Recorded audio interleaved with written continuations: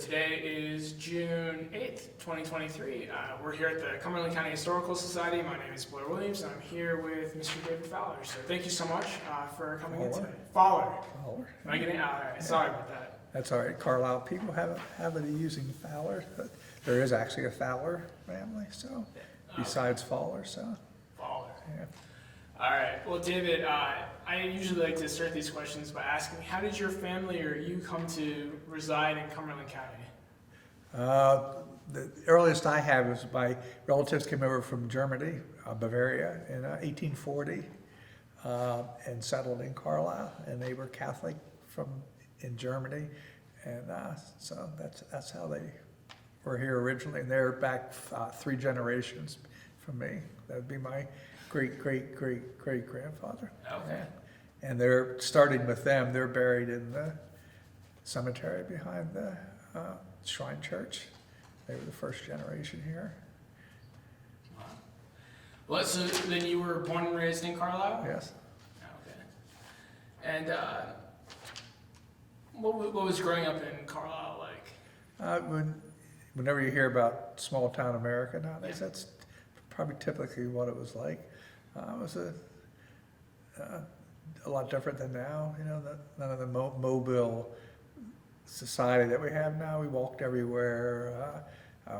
Everybody, all the kids in our family went. We had 8 kids.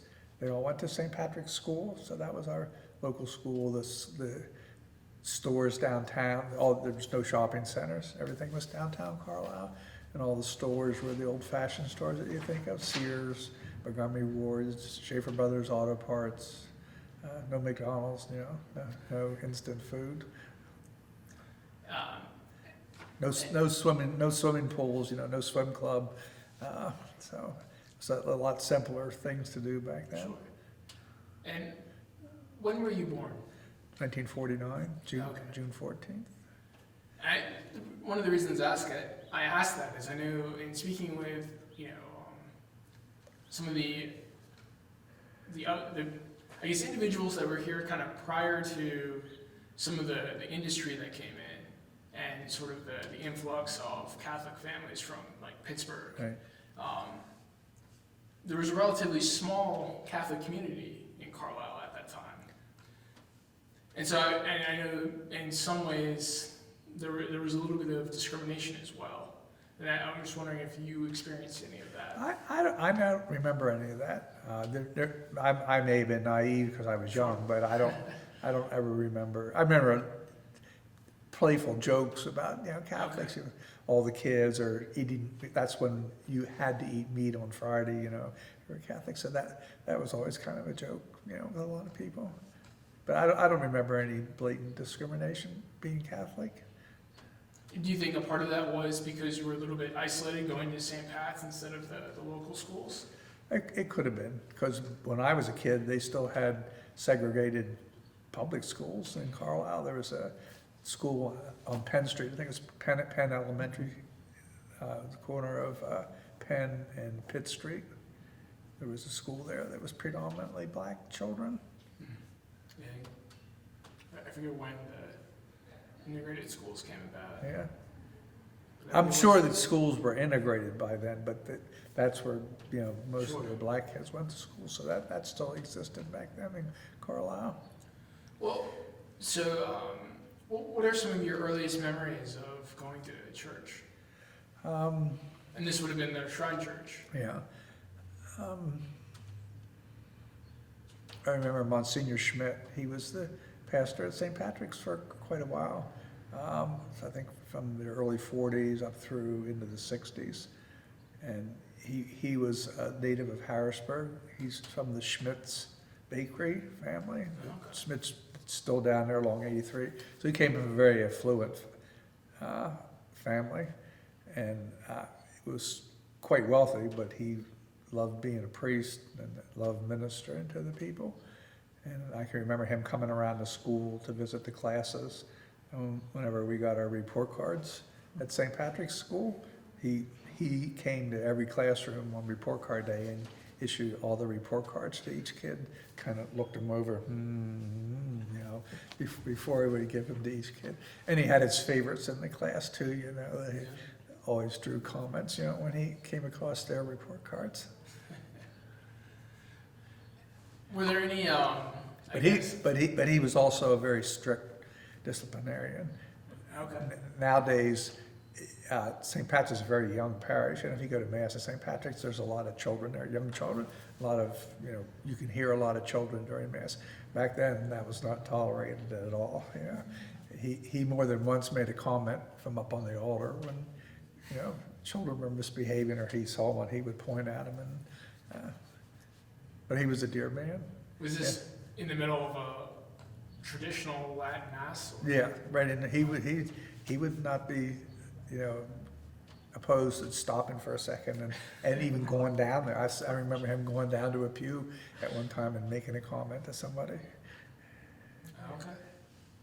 But as you mentioned, that was a different Catholic church back then with the Latin masses. Yeah. Much stricter. The priest was facing away from the people. He faced the front of the church instead of facing the congregation as it did now. And everything, as you said, was in Latin. So you mentioned going to St. Pat's and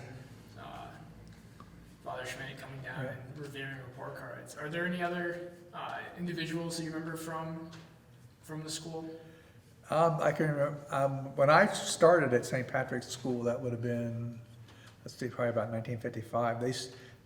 The same, where the daycare center is beside the Shrine Church now, that was the first St. Patrick's School that they built. But it was only the original wing, not the wing over along Bedford Street. So there was 6 classrooms, that was it. So 2 of the classes, first and second grade and kindergarten, were still in the rectory building, St. Catherine's Hall, and where the chapel is now in those rooms. So I went to kindergarten and first grade in St. Catherine's Hall in the old, which used to be the rectory hall. And that's when Catherine Drexel first built the schools for the Indian children. These were the classrooms that were built in there. Okay. So they still utilize those because they only had 6 classrooms in the new building. And then later they added another wing to the St. Patrick's School, so they had all 8 classes in the kindergarten over there. And then eventually they built the school they have now out on Long Marsh Drive in the 70s. A little bit bigger. Yeah. What I remember, I think it was speaking with Claire Brehm, and she mentioned she volunteered in the kitchens. Was that the case? I don't think she was there when you were there. But... No, I don't remember her, but I can remember the ladies that were there for years and years and years. Hazel Boyle, one Yeager lady, Mrs. Latchall. They was all volunteers. Then that made the lunches every day. But it was good food. I always have good memories of the food at St. Patrick's School. So you didn't go home for lunch? You No, stayed we there? live across from Moreland School, where the Moreland is now. Okay. So that's a good mile from St. Patrick's. We walked home every day after school. Yeah. But but back then, I don't think, if I remember correctly, nobody went home for lunch. You ate lunch at school. Okay. And then, how long were you at the St. Patrick's School? I went there for all 8th grades. I graduated from 8th grade there, and then went to Trinity for 2 years. Okay. Trinity opened the year that I graduated from St. Patrick's, so it was a big deal that everybody was excited about, there being a brand new Catholic high school and everything. So about half the kids that graduated went to Trinity, and the other half went to Carlisle or Boiling Springs. Mm-hmm. But it was Trinity was nothing then like it is now. It was staffed by teachers that they brought in from all over the place. I thought it left a lot to be desired, and I already went there for 2 years, and I transferred to Carlisle and graduated from Carlisle. But over the years, it changed too, and now it's one of the best high schools around. Was that a big shift going from Trinity to Carlisle? That wasn't the biggest deal as going from St. Pat's to Trinity, because that was a different world back then, and that's like an 18-mile trip or whatever on a bus, and back then that was a big deal. It's not like now when cars, we only had one car in our family with 8 kids, so, you know, you couldn't get a ride down there very often. But we took, St. Pat's had a bus, we took all the kids from St. Pat's down there, and then brought them back at the night, but it made it difficult with any extracurricular activities to find transportation home. Well, so, I mean, shifting back a little bit, what do you remember about attending Mass at the Shrine Church? I can remember it was very crowded because Shrine Church is a small church, and even back in those days, St. Pat's had a lot of parishioners, and I think on Sunday there was at least four Sunday masses, Oh, wow. and they were always crowded. And if you went to the 8 o'clock mass, back then it was called a low mass. It was all recited. You know, there was no music except maybe an opening hymn and a closing hymn. And then the 9 o'clock and 10:30 masses were called high masses because everything was sung in those masses, even though it was sung in Latin. Everything was sung. That's mine. I don't remember that. But there's a lot of ceremony and a lot of sprinkling of the holy water. You know, a lot more ceremony, a lot more in the dress than there is now. You were always dressed to the max when you went to Mass back in those days. Everybody always wore coat and tie, and the girls always wore their best dresses. Well, you mentioned you were one of 8 children. So I'm wondering, what role did the church play between in your family's life, whether impacting you and your siblings or your parents, or? Well, since we all went to school there, it's a huge part of your everyday life. You got up every morning, got dressed, mostly made our own breakfast because there were so many kids there. If you want, my mom would always make something, but if you were free to make whatever you wanted, if you wanted something different. And then my dad always drove us down to St. Pat's, and he'd hand out quarters. It was a quarter for lunch back then in the cafeteria. And as we were getting in the car, he'd hand out the quarters, and that's how he knew everybody was there. Going through the roll call with the quarters, make sure he didn't miss anybody, which did happen once or twice.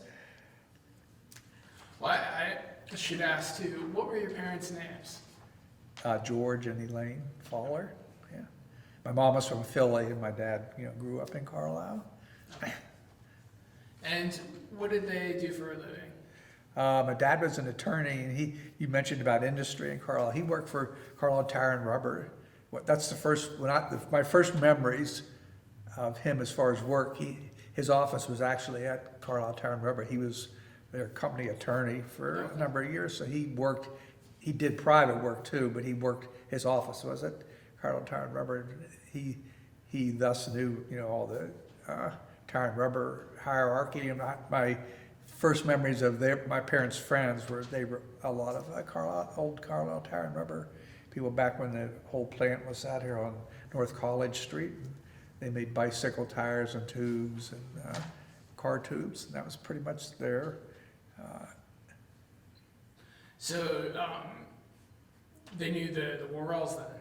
Oh, yeah? Yeah. That's what I wanted to ask you. Yeah, so The whole Jonas, family, Joni, Lillian, Lillian, and then their 2 sons were Lincoln and Carol. Yep. And I can remember all of them coming over to the party, and my parents had parties. And did you also attend church together, or We mean with them? with the Worrells? No. It was a big enough deal just to get our whole family together Okay. and get them at church. We would see them at church every Sure. now and then, but we never attended together. Okay. I don't really remember anybody doing that back then. Different families attending together.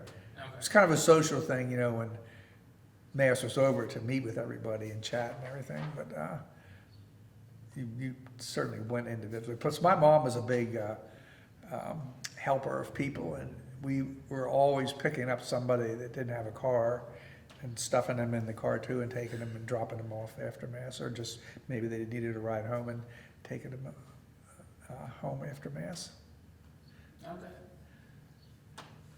So outside of school though, did you do anything else related or connected to St. Pat's? Well, I was an altar server when I was little. I can remember that started probably in about third or fourth grade down at the Shrine Church. And that's a lot different serving mass back then, and because they, I don't know how much you remember back then, but the different readings that you do now at the pulpit were done up at the altar, and they took the book and switched it from one side of the altar for the epistle, then to the other side of the altar for the gospel, and that's one of the things that the altar service did back then. And back then, when you received communion, you didn't receive communion in your hands like they did now. The priests gave out all the communion, so they held a thing under your. That was the altar boy's job, to go down the line, and people knelt down along the communion railing in front, and the priest went up and down the line and distributed communion. And was that entirely at the Shrine Church? Back then, yeah. And there was also morning mass every morning that they had altar servers at. So I can remember getting up at 6 and riding my bicycle down there at 6 in the morning to serve at 6:30 mass. But that had its benefits too. If you did that, you were at mass or at school 45 minutes early, so you got 45 minutes of playtime in before school started. Because I can't remember who it was I spoke to prior that mentioned they, I think were doing something similar up in Landisburg. So I didn't know if there was that Perry County affiliated church then as well when you were In Perry, in New Bloomfield. in Bloomfield. Yeah, at St. Bernard's, Okay. which is actually a parish now. Okay. When it first started, it was a mission of St. Patrick's. St. Patrick's priests went up there every Sunday for Mass, did Mass. And I was also in the Boy Scouts at St. Patrick's, and when we were at camp up by Landisburg at the camp, we'd go to New Bloomfield for Mass on Sunday. Okay. And then that was, like I said, originally that was just a mission of St. Patrick's because there was enough people over there. Father Monsignor Schmidt, in addition to being the pastor at St. Patrick's, he was the chair of the group called the Society of the Propagation of the Faith, which was a big early evangelization group. So he was the number one go-getter for bringing in new Catholics. So anytime he thought there was a new market for a parish, he would go after, and that's how St. Bernard started. Why they started saying Mass over there. Then eventually enough people went to Mass there that they made it a parish, and they have their own parish now. And that's how that mission at Newville came about too, that Father was talking about at Mass on Memorial Day. There used to be a chapel in Newville. Yep. It was actually in my relative's basement, and that was there for probably 10 years. St. Pat's priest would go up there every Sunday and say Mass. Yeah, no, I didn't realize that it closed, because I think that same interview they talked about The Newville one. mission as well, Yeah, it closed, I think, if I remember correctly, in the 70s, early 70s. Just the interest in it kind of waned, and it wasn't worthwhile, going, I guess. Father Fonella was here, I think he was looking at it from a... So the only sort of outside, I don't know if it's a mission or church, is the one that I think you were mentioning earlier, or before we started taping, that you sort of oversee now. Yeah, it's at St. Eleanor Regina. That they say Mass there from Memorial Day to Labor Day. And Monsignor Schmidt's actually the one that built that chapel up there back in 1950. He I don't know if you've ever got into this with him or not, but he's, like I said, he was quite wealthy, and his family had a big cabin up at Pine Grove. So he was always at Pine Grove when he was a kid and growing up, and he knew how many Catholics were up there. So after he became a priest, he started saying Mass at his cabin at Pine Grove for all the Catholic people, and eventually there was just too many of them. So he leased some land and got some money and built St. Eleanor Regina up there, which opened in 1950. Is that his mother's name? Yeah. Well, So not to interrupt, sorry. No. At one time, St. Patrick's on a Sunday in the summer, a priest of St. Patrick's would say Mass St. Elmo and Adrena. One of them would say Mass in Newville, one of them would say Mass in New Bloomfield, plus all the Masses in St. Yeah. Patrick's. So they were pretty busy back then. Well, the question I was going to ask is, sort of what was your first memory of a significant event related to church? Probably baptisms. Since, as I said, we had 8 kids, I remember a lot of the baptisms as the slightly older ones came along. So I can remember having baptisms. There was always a great big family party. All the relatives would come from Philadelphia and Baltimore. Because my father's generation of the Fallers also had quite a few kids, so there was a lot of cousins, Faller cousins that would come anytime there was a family event like that. And baptism was a big deal in our family. It was a big celebration. You're, where are you on that in sort of the age range? I'm the third oldest, Okay. oldest boy. So I have 2 older sisters, and then there's 2 sisters right below me before my second brother came along. So you would have been, yeah, so I can see how baptisms, you would have been there for a number of your younger siblings. The one's right under me, I don't know, but I also have 2 brothers that are quite a bit younger. George is like, I don't know if you know George in town, attorney. He's 12 years younger than I am, and then Michael's 13 years younger. So I was actually in, 8th or 9th grade when George was born. All right. Well, I recognize the name. Yeah. I don't know if I can place the place in the. Because obviously, it was with the, I don't know which member or family when we did the reenacting of the courthouse. That was George. Okay, yeah. He played John, yeah. Yeah, so, but, yeah, because you wouldn't have been alive for that. I remember that, yeah. Were you? I was 6, that's 1955, right? Yeah, I was 6. And my parents just got all the kids together and sent us up to Pine Grove to a cabin up there. A lady that used to babysit us all the time took us. They I guess, just assumed it would be easier if we were out of the way for a while. But I don't remember the actual event, but I remember the results of it. And, Sure. Yeah, the fallout, people, sure, yeah. I'd have to say that's probably one of the earliest things I can remember, period. So That and some of the, That was your uncle. yeah, That was. yeah, that's my dad's brother. And then some of the kindergarten, I can remember things from kindergarten at St. Pat's. We had, all the grades were taught by nuns back then, the Sisters of Mercy. Sister Andre was the principal, and Sister Damien was my teacher in both kindergarten and 1st grade. So I remember them real well.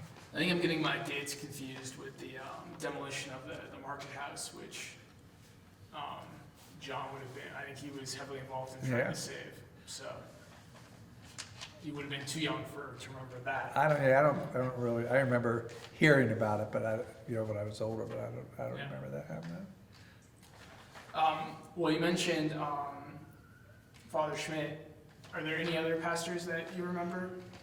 Yeah, Monsignor Schmidt was here as pastor, I think, till around 1960, and then Father Maturin was here. He was the pastor for quite a few years, and I think he was followed by Father McGinley, if I remember correctly. There might have been another one in there, and then I think I don't remember if Father McGinley was followed directly by Father Fontenelle, or if there maybe was somebody else in there.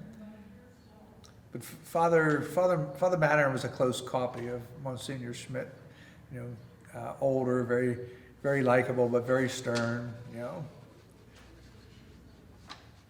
Okay.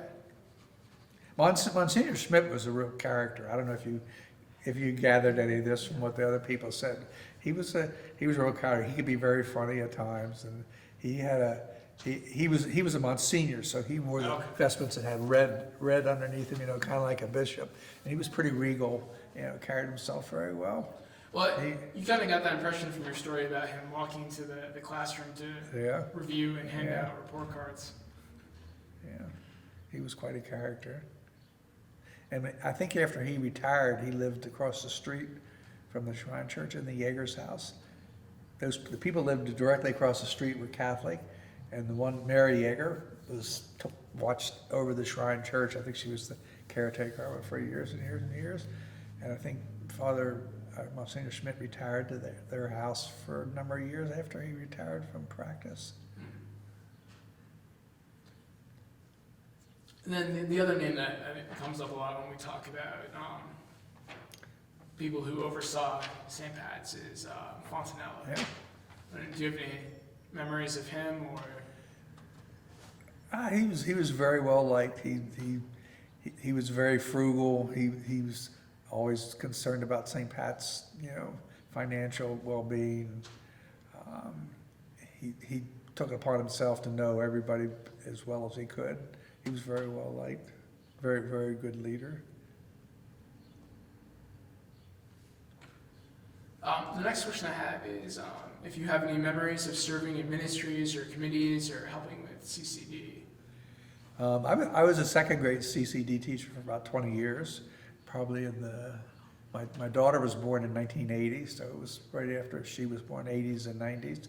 And that was especially gratifying because second grade is the year that they receive First Communion and receive penance for the first time. So I got to teach that to the young kids, and that was always very enjoyable. Tony Creason was the second grade teacher at St. Patrick's School back then, so she taught the kids that were in the school, and there was usually one other teacher with me in CCD that taught the CCD students. But I really enjoyed that, did that for many years. Were there other CCD teachers that you remember? Kathy Belcher, I think she was first grade when I was there. Kathy Gibb, I think she taught second grade a couple years with me. Was there kind of a curriculum that you followed so you kind of Yeah, knew what they used a regular textbook. It's kind of like made by one of the same companies that made public school textbooks in different subjects.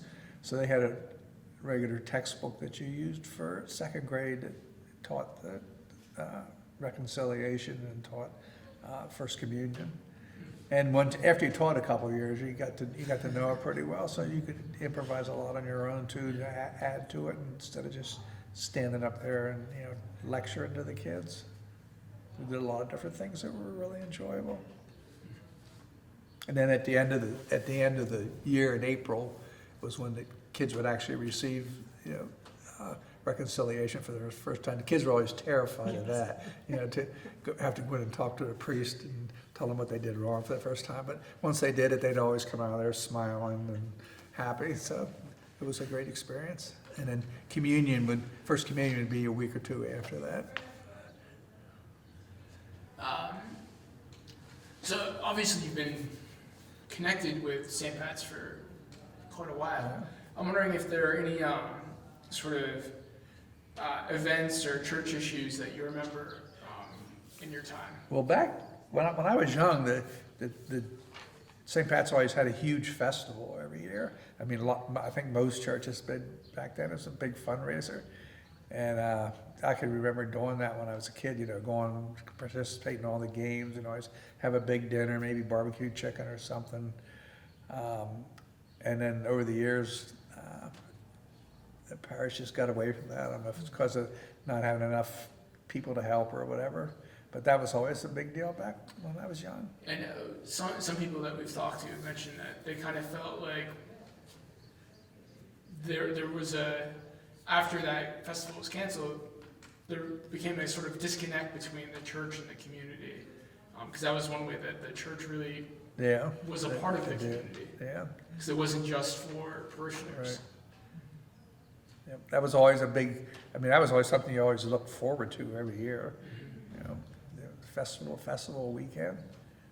And almost everybody in the parish had some role in it.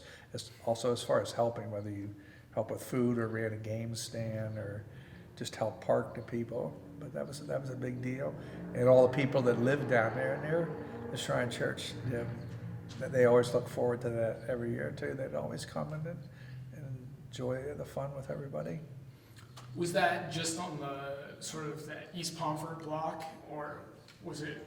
It was pretty much that block there where it was set up. I don't know if there's quite a big playground there, but it's the daycare center now. So most of it was set up in there, and in the rectory parking lot, they'd have dinners down in the cafeteria. The cafeteria back in my days, the early days, was in the basement of St. Catherine's Hall. So they'd have dinner down there too that they would serve. Do you remember, maybe not the exact year, but when the festival kind of ended? No, I don't. I graduated in '67 from high school and then was at college and in the Air Force for a while. So I would say it was, I can't remember if it was still going on when I got back or not. Okay. Well, the reason I asked is I just didn't know if the move out in 71, 72 to Marsh Drive had, what type, if that was the reason, or if... Well, it was resurrected, I think, once or twice in different forums, and they had it out there, and then they've had dinners that, trying to get the same, atmosphere back, Father Bender, who's the pastor now, Father Don, he's big on having this dinner. His parish dinner is every spring, I guess it is. He really enjoys that. He enjoys the camaraderie with the dinner. You mentioned you went to college and then the Air Force. When did you come back to Carlisle? I was back here in 74, 75. Yeah. So the Marsh Drive Church would have been constructed at that Yeah. point. Do you remember hearing anything about that while you were away?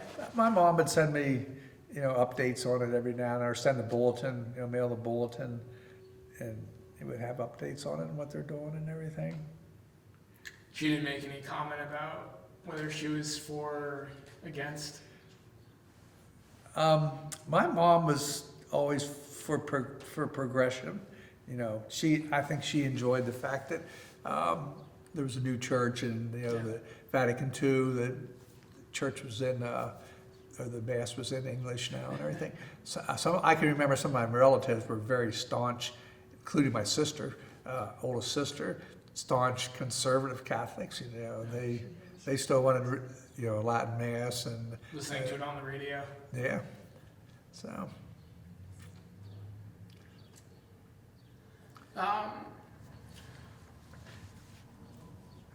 So you mentioned the festival. I'm wondering, were there other community issues that you remember the church being involved in, or that you were involved with? Well, when I was in the Boy Scouts at St. Patrick's. Actually, I became an Eagle Scout there. But we did a lot of projects, help march in the parades. Back then, there was always a Memorial Day parade in Carlisle. We'd march in that. Remember marching in the Halloween parade more than once, and we'd help with different projects around town, gardening and different public projects. Trying to think what else this school. Back when I was at St. Patrick's School, the May crowning was a big deal, and they'd actually have a procession around the neighborhood down there on a Thursday or Friday afternoon, and one of the girls in 8th grade would be selected as the May Queen, and they would have a procession around the neighborhood and then into the church, and the May Queen would take a crown of roses up or flowers and put it on the statue of Mary in front of the church.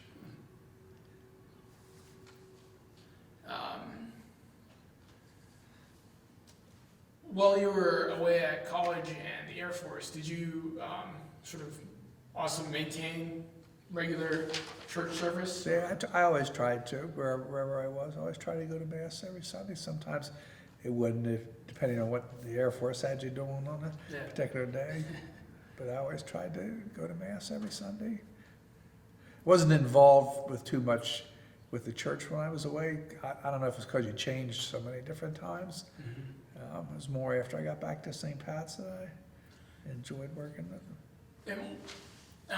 I know sometimes some of the people that I've talked to, they've mentioned that sort of their first involvement with the Catholic community in Carlisle was at the barracks. But because of your just always being raised in Carlisle, it was ever a decision for you not to go to the barracks, but also just to go back to St. Pat's when you came back? Oh, yeah, I always considered myself as part of St. Pat's. Matter of fact, there's a lot of people that are assigned to Carlisle, to the War College, and who actually go to St. Pat's, instead of the post chapel, just because they enjoy. I'd say a lot of them, most of them, probably their kids are at St. Patrick's School, so they get to learn a lot about the parish and how wonderful it is, and enjoy that interaction their kids get with the kids at school and a church there also.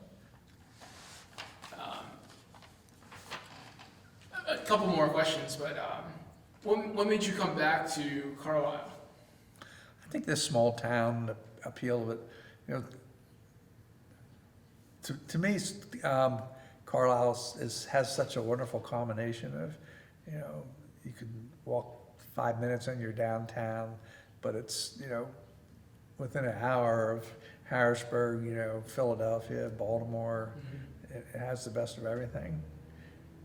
Did a lot of your siblings stay as well? Initially, no. They went all over the place, but in the last 2 years, two of my sisters who are retired, and one from Minnesota and one from Virginia, moved back to Carlisle because every time we'd have a family party, we'd send them pictures and a video, so they wanted to see what this was all about, and they're just amazed at how close our family is here still. So they're more than happy that they moved back here. Okay. And what did you end up doing for a career when you came back to Carlisle? Well, I graduated as a mechanical engineer, so I worked for Carlisle Tire and Rubber for a little bit, and wasn't too happy working at a desk. I'm kind of a hands-on guy, and back then I raced motorcycles. I was pretty good. I used to race all over the place, and that local shop here offered me a job, working in the shop. So I started working on motorcycles and been in that industry ever since then, in a lot of different capacities, manager of a shop. The place I'm working at now, I'm kind of retired from. I just work 2 days a week, but I handle all their warranty work and restore old antique motorcycles. Wow. Old BMWs, old Hondas. Okay. And so you've been doing that since? Since the late 70s. The restoration stuff pretty much started in the last 20 years. There's a lot of people finding old bikes, just like they do with cars and clocks, whatever, been sitting around for, in the family for 40 years, and they want to get them back on the road again. So it sounds like, if you're, some of the bike brands you mentioned, you're more in the fast bikes and also racing than the... I'm not into racing at all anymore. Well, but back in the day I was. When I think of the BMW bikes and the Hondas, I think of fast, not... Yeah. Well, most of the ones I restore are I'm just finishing one right now. It's a 900cc, just a typical touring bike from back in the 70s. Okay. One that you'd take trips on. But compared to what's made now to do that, I guess it's the same as cars. The stuff's so advanced now, not just with the electronics, but the ride and the comfort, that if you ride one of those old bikes, it's a real experience compared to riding a new one. I think I remember reading somewhere, that someone thought buying an antique car would be really interesting until they got in it, and the noise, Right. and just the lack of power steering and everything else. They drove the block and said, nope, I'm good. Yeah, people will buy them before they have them assessed. So they'll bring it in, and I'll go over it, make a list of everything that needs. And I said, why are you doing this? If you think you're going to put this, and altogether and use it as a daily bike, forget it, because they're not designed, you know, with it. That's not what you want to do. If you're a collector, you want to keep it as a collection item, ride it once a month, that's fine. But they're very crude compared to what the new bikes are. Kind of like a car, you know, like driving a '57 Chevy around every day for your everyday driver.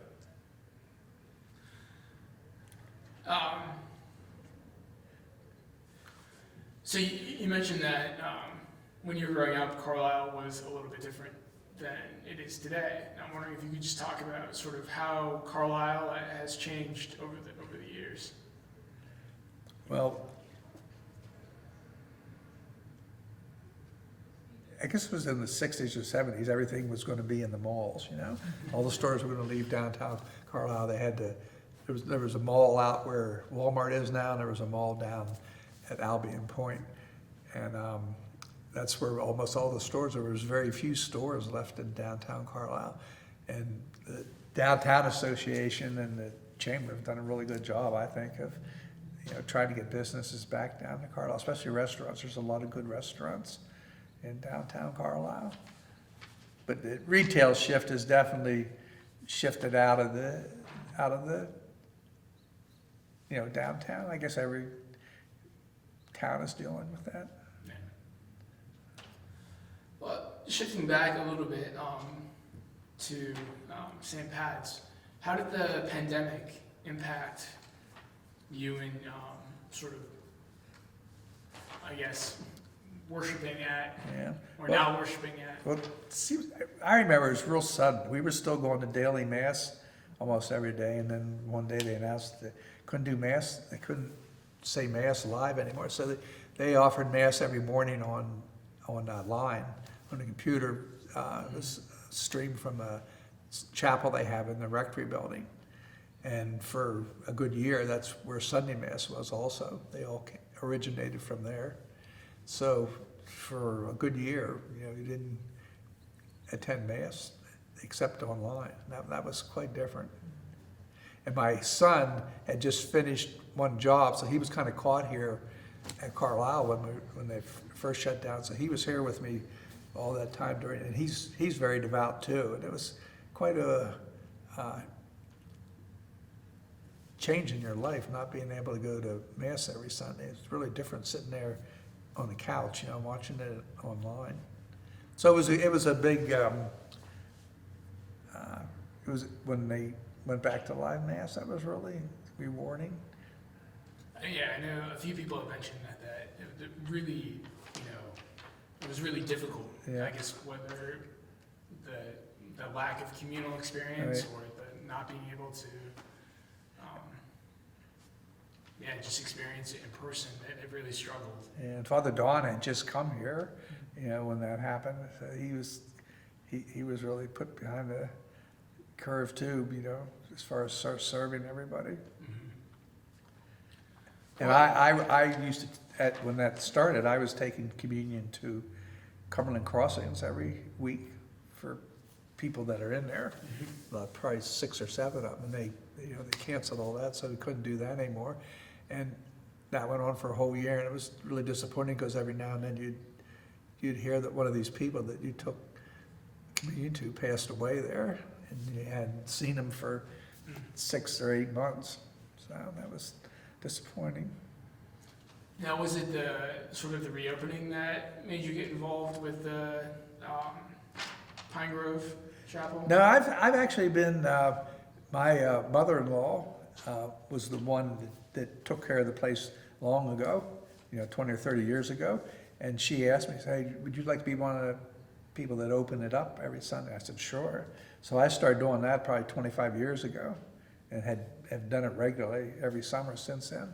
Okay. So that's why they asked Starr, the secretary down at St. Pat's. She talked to her one day. She said, "Hey, we need somebody to, take care of the chapel, watch, organize everything." And I said, "Sure." That's always been one of my loves, so I'd consider it an honor to do it. And what does that entail?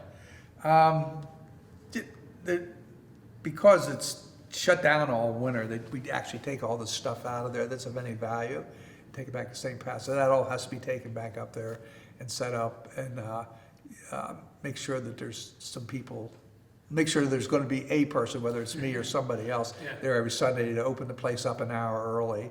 It's all locked up, and you have to open all the sides up. Instead of being windows, there's kind of the sides open up. That's the light for the place. Open it up, set it up for mass, the wine, the water they use, the hymns, make sure that there's going to be music there. And then just kind of go through the reverse. And on Memorial Day, we had barbecue and drinks after mass for everybody. And Labor Day, there's a big picnic there. After mass is over, we had covered dish. Everybody brings, the parish provides hot dogs and drinks, and everybody brings a dish to share. I'm assuming those are probably more well attended, but on an average Sunday, how many people will end up going there? Well, at one time, that was, as I said, when I was a kid, the world was different. Sure. There wasn't swim clubs, people didn't have cars to run all over. So Pine Grove was actually a huge vacation area back then. So that chapel every Sunday was packed, and they had benches they would set outside along these open sides of the church. And then when COVID hit, we weren't allowed to have mass there, obviously. So the first summer of COVID, they had mass on Memorial Day, 4th of July weekend, and Labor Day. That was only 3 Sundays the whole summer. So it was 2 years before they opened it back up. And last year was the first full year that it was open, and it was kind of limited attendance at first. I think it's because a lot of people that had been there every year got out of the habit, or some of them might be gone. Sure. But this year on Memorial, you were there Memorial Day? There was quite a crowd there on Memorial Day. As big a crowd as has been there since COVID hit. And the same last Sunday, there was a big crowd there also. So it's probably around 100 people, because the chapel seats 100 people, and it was pretty much full. Yeah. So.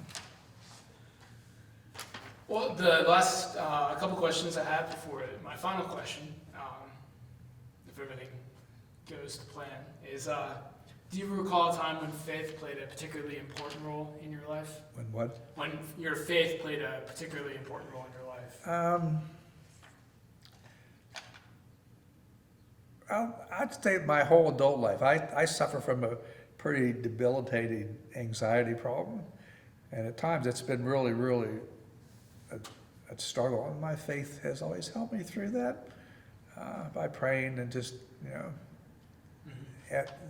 and talking to God, and it's helped me through a lot of difficult times. This might be the same answer then, but I'm just wondering, how has your sort of faith journey influenced your life over the years? And you mentioned, as an adult, playing a more important role, and I'm wondering if there were... I think the older you get, the more you realize that,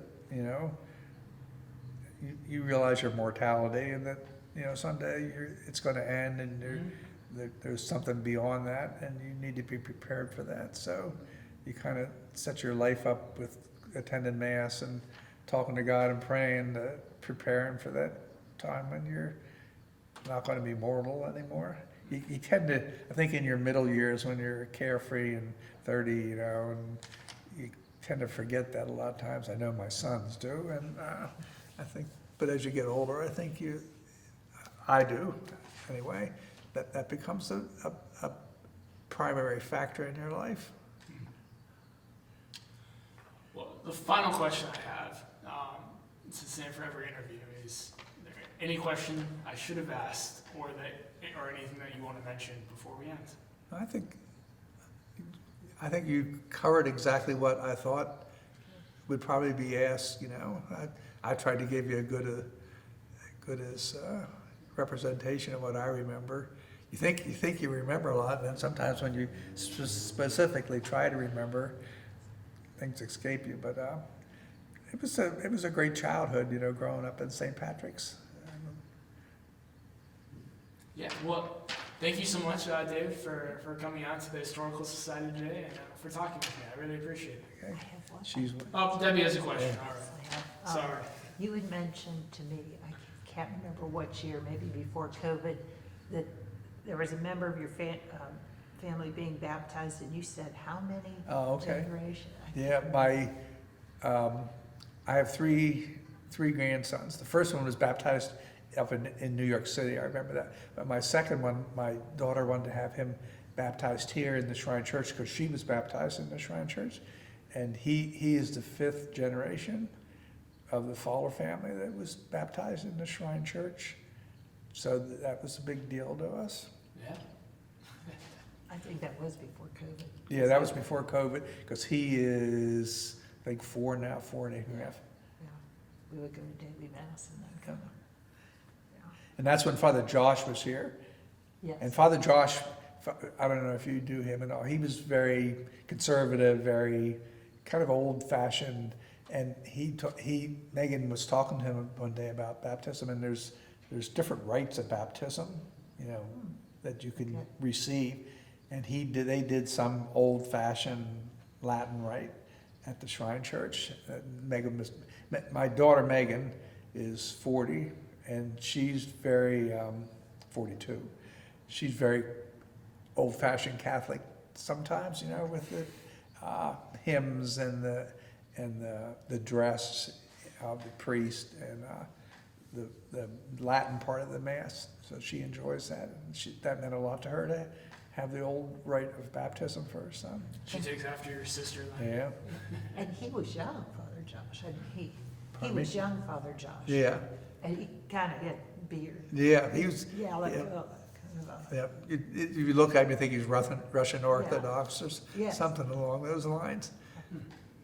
I But didn't he was realize that. a very good soul, and he was very sincere about his faith. And Megan talked to him a couple of times, and so she wanted to bring Theo down here to get him baptized after he was born. And just one more thing, do you remember, I forget who was telling me, when PPG came from Pittsburgh, there was a big influx of people to the parish, and I think then shortly after they discussed enlarging the Shrine Church, Right. but the parking, all that wasn't gonna happen. Yeah. So that's when March Drive was, do you remember that, when a Yeah. lot of families came? Because they'd be maybe more Eastern European Right. ethnic group then. Well, my in-laws, I didn't know them then, but they came here from Elwood City, which is a Pittsburgh suburb, with PPG. They came here to work for PPG because they had worked for PPG out there. And they were very ethnic, and they came from a very ethnic area out there, and their whole family was Catholic, and all their relatives were Catholic. And she's the one that took care of the St. Eleanor Regina then for years. What's for her Father. name? What was her name? Woodside. Okay. And when Father Moran was here the first time, when he was a parochial vicar, he was kind of like my mother-in-law's son. She took him under her wing. She used to take him shopping at the grocery store, and he'd buy chocolate bars and all that kind of stuff. And she'd get him all kind of groceries, and they were very close.